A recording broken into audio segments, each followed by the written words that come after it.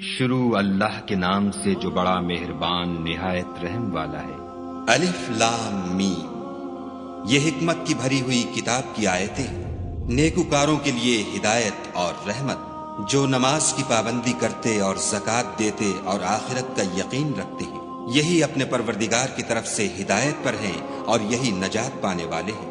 اور لوگوں میں بعض ایسا ہے جو بیہودہ حکایتیں خریدتا ہے تاکہ لوگوں کو بے سمجھے خدا کے رستے سے گمراہ کرے اور اس سے استہزاء کرے۔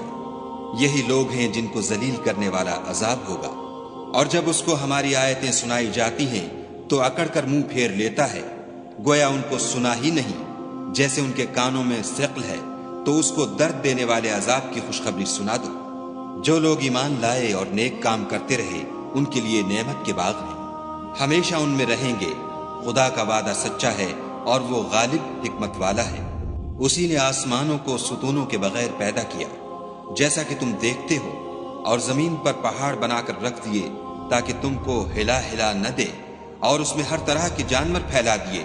اور ہم ہی نے آسمان سے پانی نازل کیا، پھر اس میں ہر قسم کی نفیس چیزیں اگائیں۔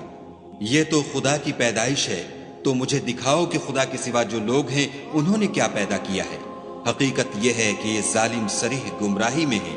اور ہم نے لقمان کو دانائی بخشی کہ خدا کا شکر کرو، اور جو شخص شکر کرتا ہے تو اپنے ہی فائدے کے لیے شکر کرتا ہے، اور جو ناشکری کرتا ہے تو خدا بھی بے پرواہ اور سزاوار حمد و ثنا ہے۔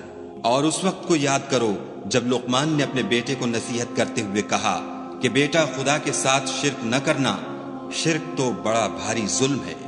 اور ہم نے انسان کو، جسے اس کی ماں تکلیف پر تکلیف سہ کر پیٹ میں اٹھائے رکھتی ہے، پھر اس کو دودھ پلاتی ہے، اور آخر کار 2 برس میں اس کا دودھ چھڑانا ہوتا ہے،